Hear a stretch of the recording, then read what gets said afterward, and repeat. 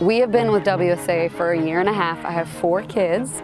They all play soccer here. So I have 2 that play academy here at WSA, and then I have 2 that play competitive. I did a lot of research because my kids love soccer, and I knew that we couldn't afford to do all the options that were here in Tulsa, but I also knew I wanted a club that had values and had even just a foundation of helping people and a heart to love on these kids, not just teach them soccer. And so that's why we chose WSA. We've had really good coaches. They really work with the kids. The kids have fun. My oldest one, whenever he, maybe didn't start liking it, had a coach that really told him that he was doing a good job.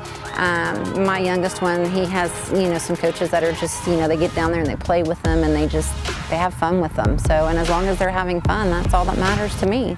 I think something I've been most impressed with just over the last year and a half is all the stories that I've heard of families and kids here in Tulsa that maybe don't have the opportunity to play at all, and that the heart behind the club and Roger Bush and his family is just that there would never be a child who can't play because they can't pay. What I experienced this May was a flood in my house. I got about 33, 34 inches of water in my house. So basically the stuff that we'd put up thinking that nothing was gonna touch it, it did. We just walk in and you have mud boots on because it is one of probably the most disgusting things.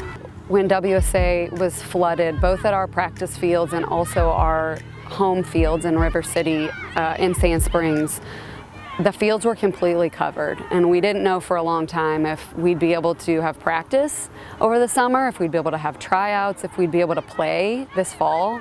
There were a lot of unknowns, and I know that a lot of families and a lot of coaches and all of the staff were working really hard to just get everything back the way it was. I talked to Roger and I thought, oh, they're just gonna, maybe they'll waive, my registration fee, or they'll help me pay for a uniform.